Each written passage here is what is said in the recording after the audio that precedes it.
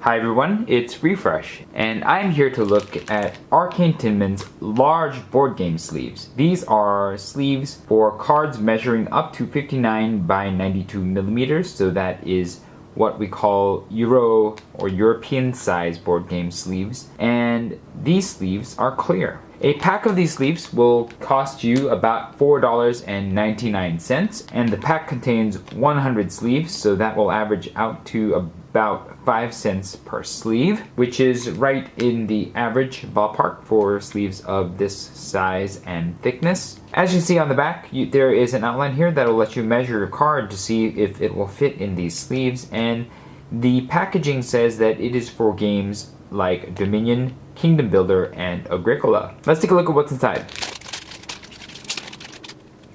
As you can see, the sleeves are smooth and glossy on both sides. Let's examine the thickness. It is approximately 2.6 centimeters thick, and that is approximately 160 microns per sleeve, or 80 microns per face. Let's check the dimensions. The dimensions are 63 millimeters wide by 95 millimeters tall. Now let's see how a card fits. I have one Dominion Copper here.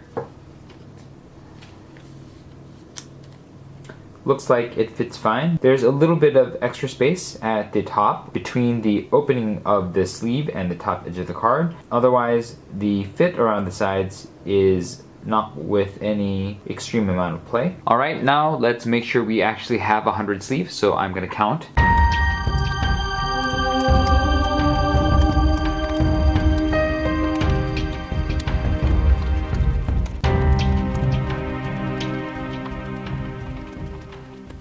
Alright, that's 100 sleeves. Everything's accounted for. Now I'm going to do the sleeving test. I'm going to sleeve these 45 Dominion Copper cards into 45 of these 100 Arcane Tinmen sleeves and see how long that it takes. Ready, set, go.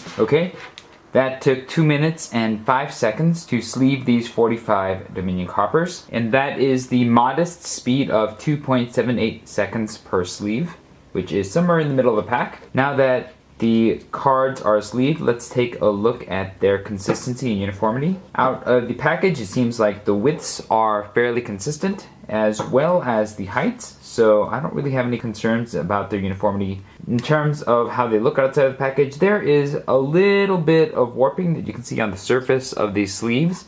It's not the most pronounced warping, and I'll also note that while the sleeve faces are glossy, they're not the highest gloss sleeves, and so there's a little bit of a matteness to them, which some of you might find to not be aesthetically pleasing and others might prefer. It does mean that the glare of the sleeves is somewhat reduced on the surface of the sleeve, but it does also mean that it sort of mutes the look of the cards underneath. And so if aesthetics are important to you, you may want to consider this. Also, the sleeves all seem to have a little bit of extra space at the top of the sleeves, so some of you may dislike that, and some of you may find that pleasing due to its potential for extra protectiveness. But overall, I think I am pretty pleased with how the sleeves turned out outside of the package. They seem fairly uniform and don't seem to have any immediately noticeable issues. Next up, I'm going to be doing the shuffle test. I'm going to shuffle these sleeved cards 100 times and see how long it takes. Ready, set, go.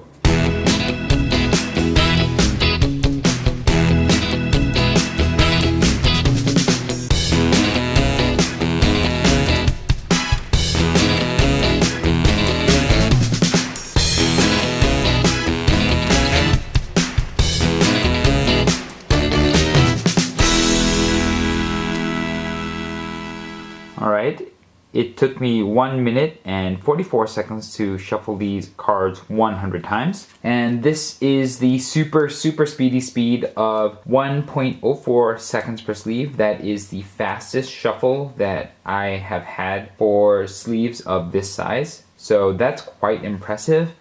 I'm not entirely sure why it shuffled so quickly, but even with a few mishandles on my part, the sleeves shuffled quite quickly, quite well. I think part of that might be because there's less bounce to these sleeves, maybe because they're a little bit softer and thinner than other thicker sleeves at 80 microns thick. They don't quite have the sort of bounce that you sometimes get with those thicker sleeves. It may also be because of the less glossy surface. There may be less cling between the sleeves as they slide into each other, so that might also be the case. But whatever it is, these were a joy to shuffle. Now that I've handled these sleeves a bit, let's take a look at them.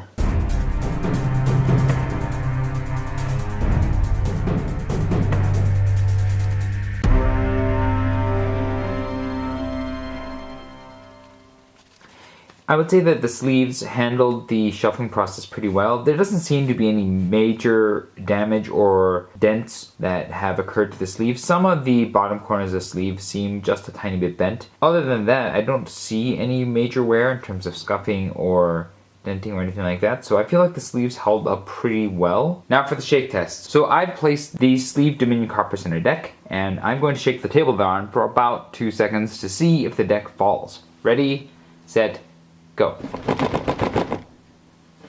Barely budged, so that would be a pass. And now I'm going to do the draw test. So I'm going to draw 3 cards off the top of this deck of sleeve Dominion Coppers and see how the deck holds up. Ready?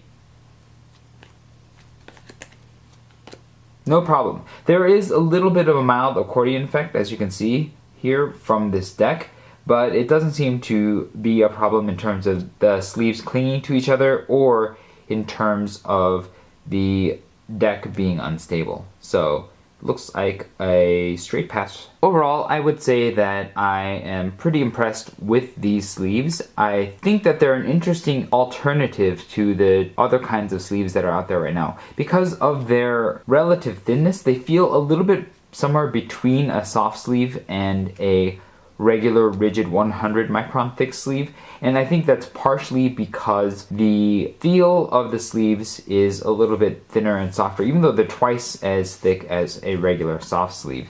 And on top of that, the sleeves don't have as glossy of a surface, and so those two things come together to really make these sleeves feel a little bit different than the other sleeves out there. In particular, aesthetically, they're a little different. I would say that they do mute the artwork of your cards a little, but they also help with glare to some extent, and so I think that some of you will be interested in that trade-off. It's not a matte surface, it's still glossy, as you can see. There is plenty of glare being caught by the sleeves as you turn them, but they never become blindingly glared out.